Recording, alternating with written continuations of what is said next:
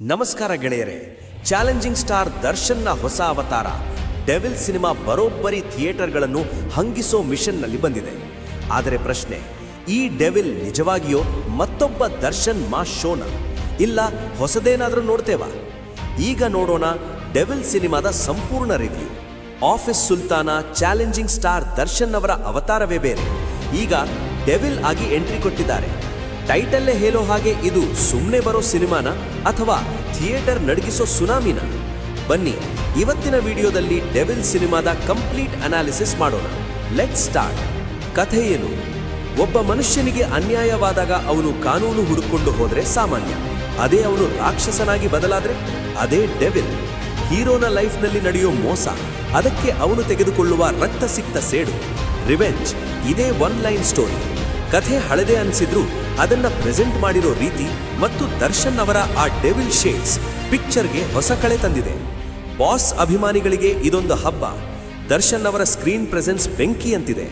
ಅವರ dialogue delivery ಆಗಲಿ, ವಿಲನ್ಗಳನ್ನ ಚಚ್ಚಿ ಬಿಸಾಕೋ attitude ಆಗಲಿ, ಪ್ರತಿಯೊಂದು ಸೀನ್ನಲ್ಲೂ ಗೂಸ್ ಬಂಪ್ಸ್ ಗ್ಯಾರಂಟಿ.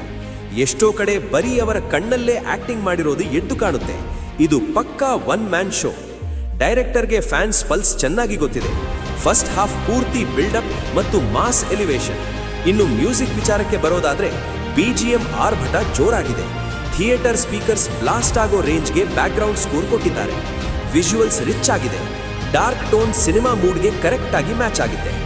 ಇನ್ನು ಸಿನಿಮಾದ ಪ್ಲಸ್ ಅಂದ್ರೆ ದರ್ಶನ್ ಅವರ ಆಕ್ಟಿಂಗ್, ಆಕ್ಷನ್ ಸೀಕ್ವೆನ್ಸ್ ಮತ್ತು BGM. ಮೈನಸ್ ಅಂತ ನೋಡಿದ್ರೆ ಕಥೆಯಲ್ಲಿ ಹೊಸತನ ಇಲ್ಲ, ಪ್ರಿಡಿಕ್ಟಬಲ್ ಸ್ಟೋರಿ ಮತ್ತು ಅಲ್ಲಲ್ಲಿ ಬರೋ ಇಮೋಷನಲ್ ಸೀನ್ಸ್ ಸ್ವಲ್ಪ ಲ್ಯಾಗ್ ಅನ್ಸುತ್ತೆ. ಫ್ಯಾಮಿಲಿ ಆಡಿಯನ್ಸ್ಗಿಂತ ಹೆಚ್ಚು ಮಾಸ್ ಆಡಿಯನ್ಸ್ಗೆ ಕನೆಕ್ಟ್ ಆಗುತ್ತೆ. ಫೈನಲ್ ಆಗಿ ಹೇಳಬೇಕಂದ್ರೆ ಡೆವಿಲ್ ಇದು ಫ್ಯಾನ್ಸ್ಗೆ ಫುಲ್ ಮೀಲ್ಸ್. ಊಟ ಬರೀ ಖಾರ ಇದ್ರೂ ನಕ್ಕೊಂಡು ತಿನ್ನೋರು ಫ್ಯಾನ್ಸ್ ಅವರು. ಅವರಿಗೆ ಇದು ಹಬ್ಬ. ಲಾಜಿಕ್ ಹುಡುಕೋರಿಗೆ ಇದು ಸಾಧಾರಣ ಸಿನಿಮಾ.